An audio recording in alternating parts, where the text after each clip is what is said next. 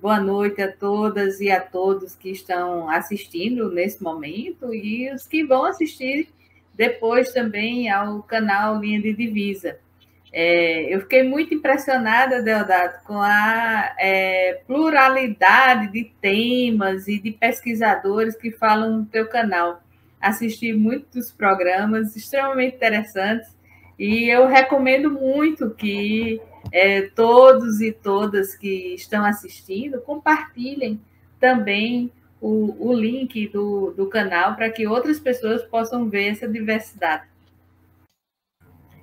Deodato, para quem não é da história, eu diria, talvez de outra forma, eu diria que a teoria da história, o que a gente chama de teoria na história, é a reflexão sobre como se produz o conhecimento histórico.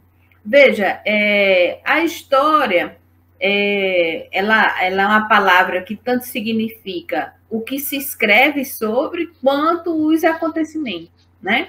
Então, o que se escreve sobre a história, né, tem algumas reflexões importantes, do tipo assim, quais são as perguntas que a gente faz sobre o passado, né?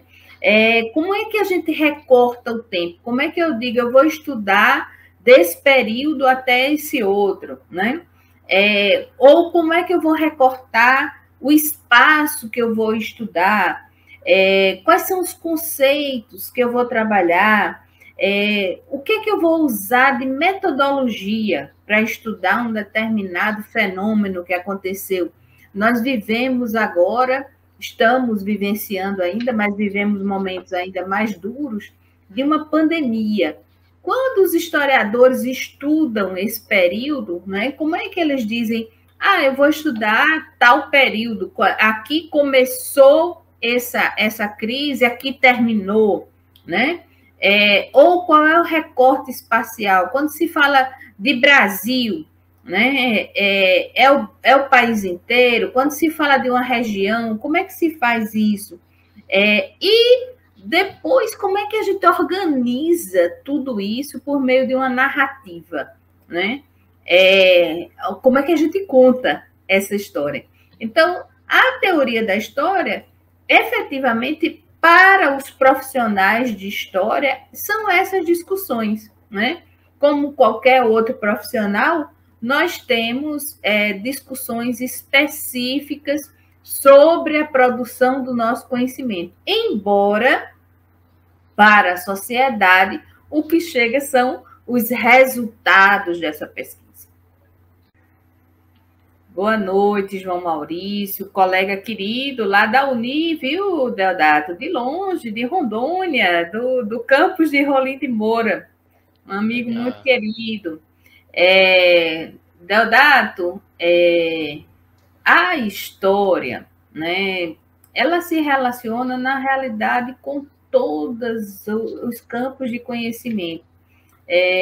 Os mais antigos, vamos dizer assim, chamavam a história de uma ciência de síntese, né? Eu gosto muito, Deodato, de lembrar, de fazer um exercício um pouco contrário, de pensar as ciências ou os campos de conhecimento que usam a história para seus estudos. Por exemplo, a geologia. A geologia, ela trabalha, uma das principais fontes dela, né, são as estratificações terrestres, né? Para ela ver como foi que a Terra, para os geólogos estudarem e as geólogas estudarem, como foi que a Terra viveu seus vários momentos e tal, né? A história geológica é muito mais longa do que a história humana, né? Eles usam as estratificações. Então, aquelas camadas de terra são documentos, são vestígios que eles utilizam para entender como a Terra se desenvolveu, como ela está organizada e tal. Os físicos, né? Quando a coisa de 15 dias atrás, mais ou menos, ou um pouco mais, talvez, nós estávamos todos embevecidos aí vivenciando, por exemplo, aquelas fotos que chegaram pelo novo telescópio, né, o James Webb, que vai substituir o telescópio Hubble. E o que é que aquele telescópio trazia para a gente? Imagens de estrelas, né, que já a imagem que chega delas, elas não mais existem, né? Elas já findaram. Então, veja, eles também trabalham com documentos, vamos dizer assim, né? Com poeiras estelares e tal, que de seres, né? De corpos que já não existem. Darwin, o grande biólogo, né? Quando ele estudou pelas espécies que ficaram, né? Ele estudou essas evoluções. Então, vejam, todos esses campos científicos, eu não vou me arriscar a dar outros exemplos, que eu acho que eu já falei besteira aí em alguns, mas, de qualquer forma, eu acho que fica o exemplo, no sentido de que esses campos de conhecimento trabalham com basicamente o mesmo método que nós trabalhamos, ou seja, eles buscam vestígios, né, dos seus objetos de conhecimento em outros momentos. Então, eu gostaria, Deodato, que quem nos ouve, quem vai nos ouvir, né, e a nossa conversa aqui, eu e você, e os assistentes que dialogarem conosco, pensassem mais nessa perspectiva. Porque, na realidade, quando a gente pensa nos outros campos de conhecimento, são todos os seres humanos se debruçando sobre problemas das nossas vivências, das nossas existências, da relação nossa com o ambiente, da relação nossa com outros seres, né? Então, eu gosto mais de pensar dessa forma invertida. Legal, Margarida. Então, o termo teoria da história, ele é polissêmico, ou seja, ele traz novos sentidos para a pesquisa da história? Deodato, eu acho que ele traz novos sentidos porque ele fala sobre posicionamentos políticos. Na realidade, aquelas perguntas que eu falei quando você me fez a primeira pergunta, né? Por que eu estou olhando para um determinado passado, né? Vou repetir o exemplo agora que eu dei antes, já que é tão impactante para todos nós, né? Da epidemia da Covid-19, né? Quando a gente olha para o passado, para a notícia que nos chegou em 31 de dezembro daquela pneumonia e de como ela estava se alastrando em Wuhan, e depois aqui no Brasil, quando se decreta, né, a pandemia, quando a gente olha para esse passado, né, a gente se pergunta, por que foi assim? Por que a imprensa noticiou dessa forma? Por que as pessoas viveram dessa forma? Né? Por que os primeiros sentimentos em relação a essa pandemia foi dessa forma? Então, quando a gente faz essas perguntas, né? Ou quando a gente pergunta assim, todo mundo vivenciou igual essa pandemia? Ou os mais pobres vivenciaram de uma forma e os mais ricos de outra, né? Quem foi que teve acesso a tal... por exemplo, quem conseguiu fazer isolamento de uma forma mais eficaz, mais adequada do que outros?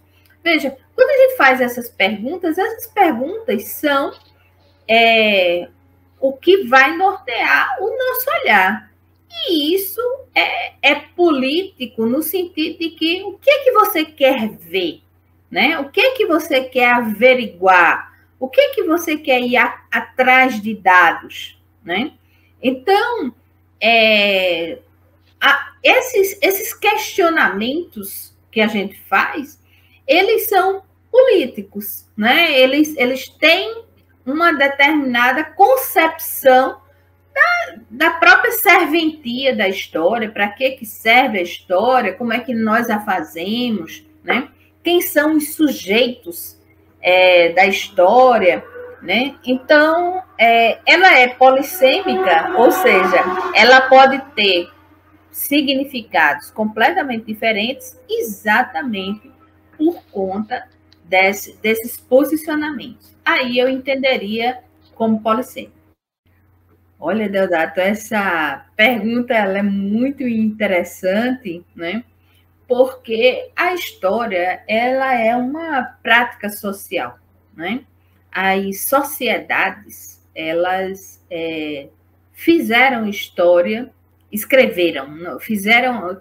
Todos nós fazemos história, vivemos isso que a gente termina por estudar, né? Mas ela é uma prática social, ou seja, todas as sociedades que nós temos notícia, né, elas registraram de alguma forma as suas vidas, as suas formas de sentir, pensar e agir, né? Então, a teoria da história, ela deveria estar totalmente atrelada a essa vida prática. Quando eu te respondi antes que ela é polissêmica porque ela é política, é exatamente nesse sentido, né? Porque, veja só, nós temos uma forma de produção, vamos dizer assim, quando eu falo nós, eu estou falando das universidades, dos institutos de pesquisa, nós temos fontes disponíveis, né? Nós temos um conjunto de problemáticas que nós estamos estudando ali. Muitas vezes nós nos especializamos em determinados temas, né? E às vezes, muitas vezes, infelizmente, né? Se diz assim, nossa, seria tão importante estudar sobre, por exemplo, as pessoas em situação de rua, né? E aí alguém diz, olha, seria muito interessante, mas não tem fonte, né? E se fala disso como se isso fosse algo que não pode ser mudado, né? E não é assim, né? Quando nós fazemos pesquisa sempre em torno de um determinado tema, muitas vezes, infelizmente, esse dia a dia, essa demanda social, essa prática, essa vida prática, nós damos as costas para elas, né? E isso é muito perigoso, isso é algo que a gente deve estar sempre atentos, porque quando ela passa a não fazer muito sentido para a sociedade vai se afastando e vai buscando respostas de outras formas, né? Então, se os profissionais não respondem à sociedade, a sociedade ela não vai deixar de vivenciar aquilo ali. Como prática social, e isso é importante, como prática social, ela acaba procurando de alguma forma, né? Às vezes as pessoas reclamam, as pessoas que eu estou dizendo, às vezes os profissionais de história reclamam, mas fulano não é historiador, fulano é jornalista, né? Ou esse material aqui não é feito por profissionais. Pois mas se a comunidade, se a sociedade está utilizando isso, é porque ela está encontrando respostas de alguma forma, né? Então, a gente tem consciência do poder da mídia, até da mercadoria mesmo, do que se torna, em alguns momentos, a história como uma mercadoria, mas a gente não pode achar que nós estamos fazendo totalmente correto e que a sociedade é que está errada. Não, se a sociedade continua usando a história, né? Seja para votar, seja para se fundamentar em alguma decisão que ela toma, né? Seja para valorizar um determinado personagem ou valorizar um determinado movimento. Então, se ela está fazendo isso, é porque ela está encontrando respostas de alguma forma, mesmo quando não são os profissionais que estão dando essa resposta. Ok. Margarida, tem duas perguntas aí do pessoal, eu vou deixar mais para o final. Eu queria conversar com você sobre uma etapa essencial nos estudos históricos, a relação do historiador com a sua principal ferramenta de trabalho, que são os documentos históricos. Como é que você vê essa relação do profissional historiador, pesquisador, com as fontes, com os documentos históricos? Deodato, isso é muito bom você perguntar, porque eu consigo, talvez, me explicar melhor em relação à questão anterior. Veja, como tudo na pesquisa, essa é uma questão política, né? Porque alguns grupos deixam vestígios e outros não, né? Porque nós temos tantos livros de memórias, tantos diários, tantos acervos de determinadas figuras da elite política, econômica, social, intelectual, né? Mas não temos de muitas comunidades que foram igualmente importantes para a nossa sociedade. Então, essa questão do que a gente chama fonte, que na realidade são vestígios do tempo, né? Vestígios de comunidades, de grupos sociais, de pessoas, né? Então, veja, a questão da organização, da preservação e da acessibilidade dos vestígios, né, é fundamental para a gente, né? Nesses últimos anos do governo Bolsonaro, o governo tem recorrido muito a um expediente, que é a questão do sigilo da fonte, né? Isso é algo determinado, classificado pelos arquivistas, pela Lei de Acesso à Informação, que é de 1991, né? Então, veja, isso, né, junto com quem guarda o documento, né? Por que guarda? Eu queria tocar aqui, por exemplo, acervos escolares, né? Documentos escolares, que dizem muito sobre a prática da internalidade, né? O que acontece lá dentro da sala de aula.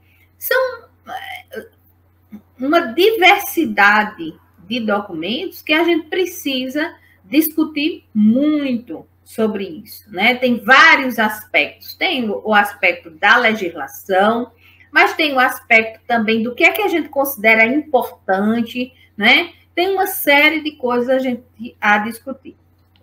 Ok. Margarida, ao longo do tempo, houve, principalmente nos últimos tempos, muitas mudanças no uso das fontes, com as novas tecnologias?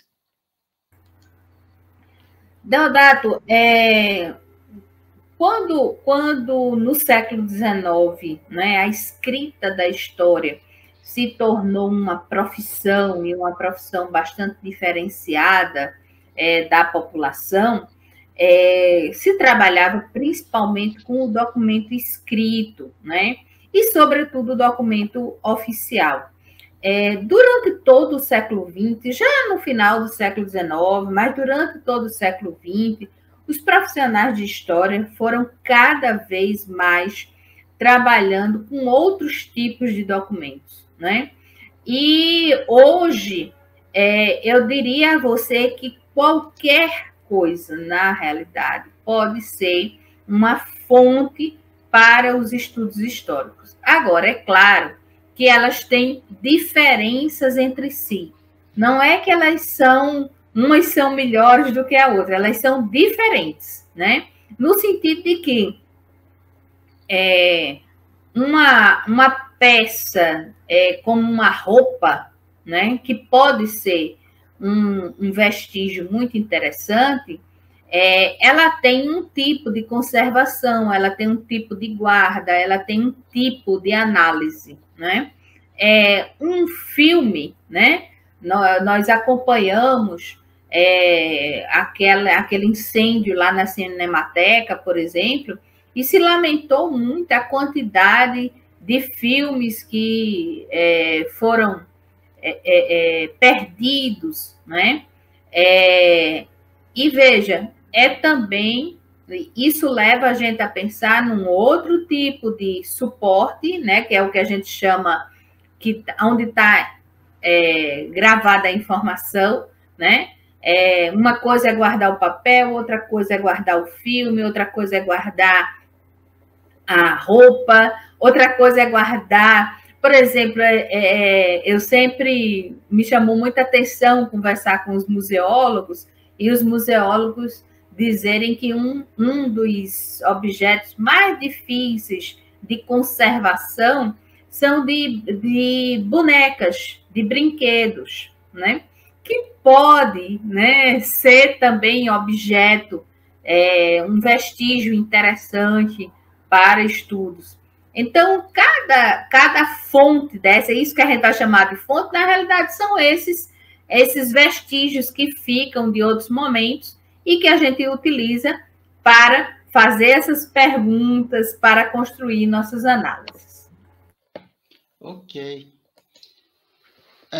Quais são os grandes núcleos documentais e a tipologia quando se fala em pesquisa histórica? Eu acho que a gente poderia dividir nos escritos, nos imagéticos e nos tridimensionais, né? Porque, veja, os escritos, né, em todos os tipos de suporte, desde o papiro, as tábuas de argila, a pedra, o papel, né, o pergaminho, né, o documento impresso, o livro, né? Então, veja que quando eu falo documentos escritos, né, já tem uma variedade imensa, né? Os documentos imagéticos, que a gente pode pensar desde as gravuras, as inscrições na pedra, né? Passando pelas pinturas, pelos desenhos, charges, né? Arte sequencial de todo tipo, e as imagens em movimento, né? Então, também há uma variedade imensa. E as tridimensionais, no sentido daquilo que eu estava falando, né? Objetos de decoração, roupas, objetos funcionais que a gente utiliza todos os dias nas nossas casas,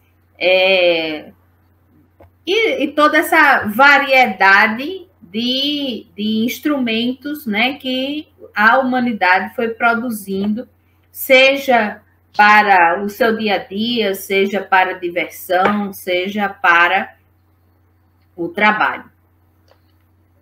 Ok.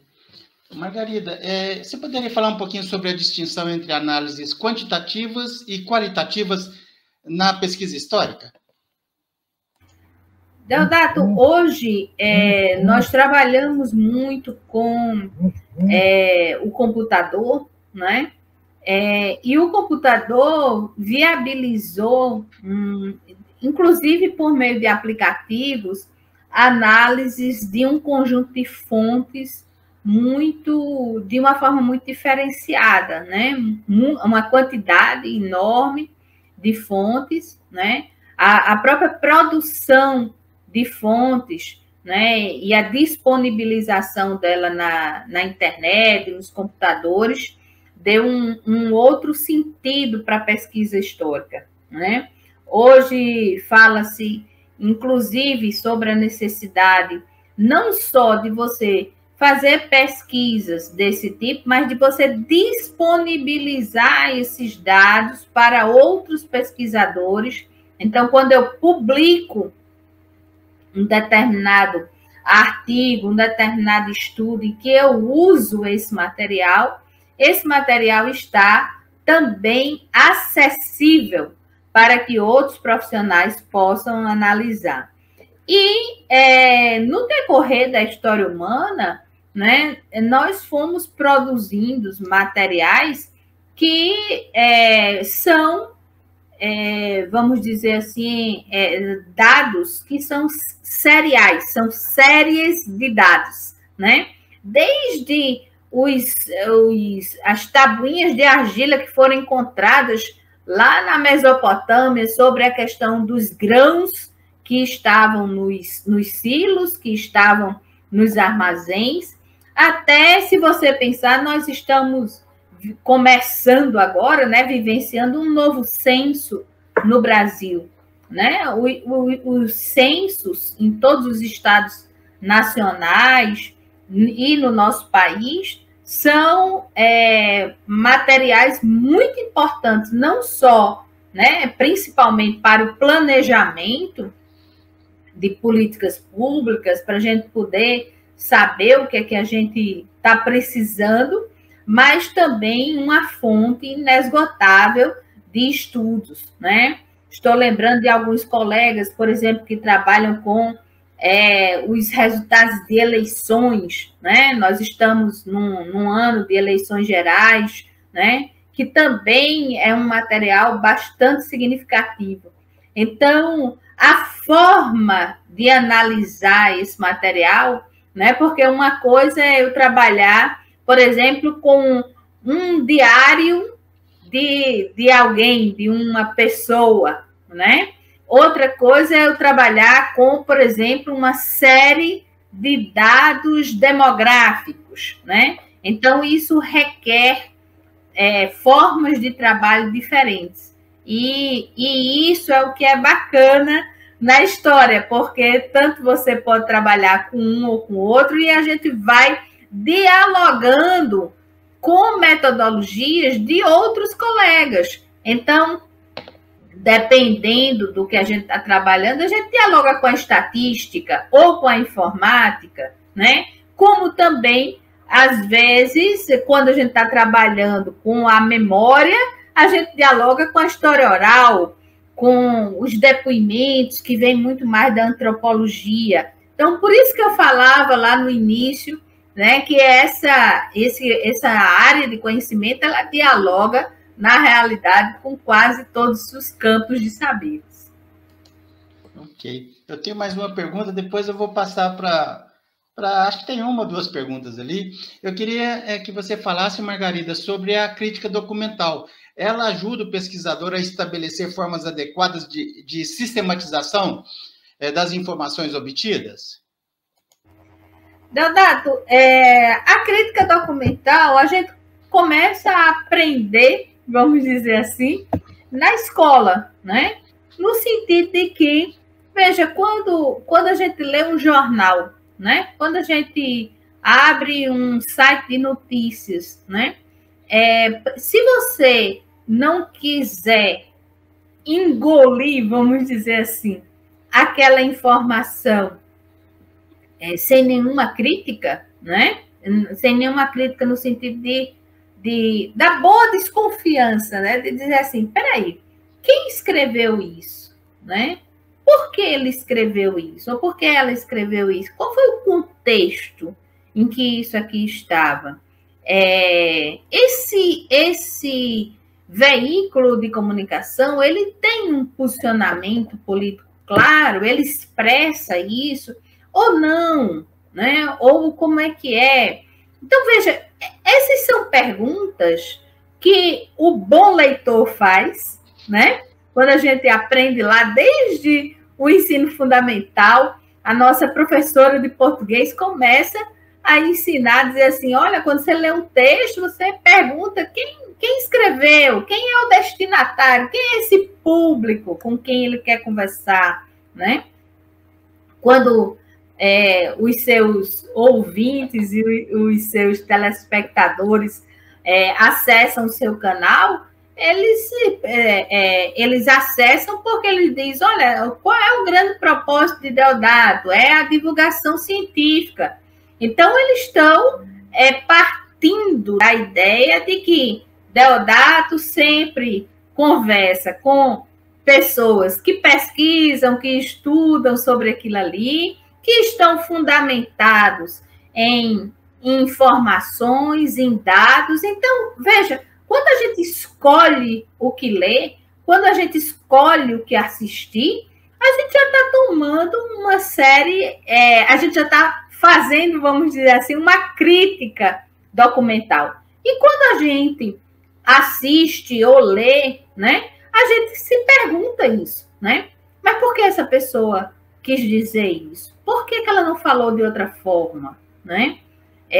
Então, isso é importante para ler o mundo, né? Para você se entender no mundo, e é fundamental, é parte fundante, né? Que faz o trabalho do profissional de história. Ok. Tem uma pergunta aqui do João Maurício. Professora Margarida, você considera que vivemos tempos distópicos? Em caso afirmativo, considera que as teorias da história podem nos permitir retomar encantamentos, a sonhar e projetar outros futuros para a pesquisa histórica? João Maurício, eu acho que nós vivemos o nosso tempo, né? Eu não acho que ele seja distópico. Eu acho que em todos os momentos da história, as pessoas que viveram desafios. Obviamente, quando a gente está vivendo esses desafios, é muito difícil. E aí, às vezes, a gente acha que nossa, nós estamos no período mais difícil. Bom, isso depende muito de quem está vivendo, como está vivendo. Agora, acho que qualquer campo de conhecimento, né, seja a biologia, seja a história, qualquer forma de conhecimento, ele só tem sentido se for para a gente criar futuros, né? Não vejo sentido. Eu acho que o ser humano, né? Eu acho que os seres humanos não se debruçaram para entender as coisas se eles não quisessem mudar, né? Quando a gente se faz qualquer pergunta, mas assim, por que eu vou morrer? Né? Para onde eu vou? Né? De onde eu vim? Como é que eu posso fazer isso? É sempre pensando numa vida melhor, não é? Então, eu acho que a utopia, vamos dizer assim, o sentido de mudar as coisas faz parte de qualquer campo de conhecimento e faz parte de quem não está satisfeito com as injustiças, com a desigualdade, com a exclusão, né? Então, em todos os momentos das sociedades humanas, infelizmente, houve pessoas nessas condições, e foram exatamente essas pessoas que mudaram, que fizeram, que agiram para mudar. Ok. Margarida, uma última pergunta para a gente encerrar, do João Maurício também. A ter em vista que hoje comemoramos uma data em alusão elogiosa à comunidade historiadora, que desafios e agendas entende que estão dispostos para nós historiadores na atualidade? Olha, João Maurício e Deodato, eu acho que um dos grandes desafios que está, pelo menos, eu falei tanto de posicionamento político durante toda a minha fala, e eu acho que para os que defendem uma sociedade menos excludente, eu acho que o grande desafio é a gente se reaproximar da escrita da história a essa prática social, né? A fazer com que mais pessoas utilizem essa prática social de uma forma fundamentada, de uma forma lógica, de uma forma que seja baseada em dados e informações. Então, talvez eu pudesse chamar isso de uma formação de profissionais de história populares ou alguma coisa desse tipo, mas acho que a gente precisa muito se reaproximar da sociedade. Ok. Margarida, estamos caminhando para o final. Quero agradecer muito a disponibilidade. Vou pedir para a senhora ficar mais 2 minutinhos aí, depois que eu encerrar a live. Eu preciso tratar de uma questão de ordem técnica. Então, muito obrigado pela disponibilidade. A gente volta a conversar no futuro, tá bom? Obrigada.